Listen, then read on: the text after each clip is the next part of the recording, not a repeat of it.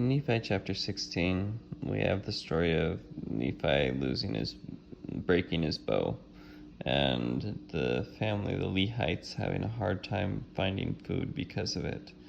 And so they're hungry, and they're cranky. And in verse 20, their leader, their dad, the prophet, complains. So in verse 20 it says, "And it came to pass that Laman and Lemuel and the sons of Ishmael did begin to murmur exceedingly because of their many sufferings excuse me, and afflictions in the wilderness. And also my father began to murmur against the Lord his God, yea, and they were all exceedingly sorrowful, even that they did murmur against the Lord." So Lehi here is the prophet. He's the leader of the church, and here he is murmuring against God. Now, it's interesting to see Nephi's reaction to this. Nephi goes and he tries to solve the problem, right? He makes another bow, and eventually he goes to his father for guidance. So in verse 23 it says, "And it came to pass that I, Nephi, did make out of wood a bow, and out of a straight stick an arrow.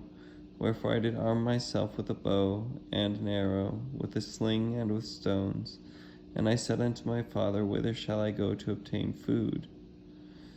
And so Nephi doesn't see Lehi's complaint as evidence that he's a fallen prophet. He still respects the position. He can see Lehi as a flawed individual, and yet still respect that he is the prophet, and that he has a relationship with God, and that he is the mouthpiece of God.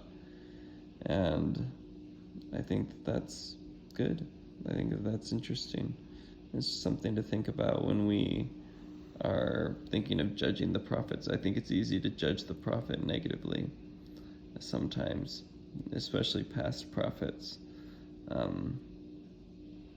But I think that we aren't them, and that it's possible that we aren't the ones to judge them, and that it's whether or not we're deciding to follow God or not is the real question, not whether or not that prophet was a perfect person.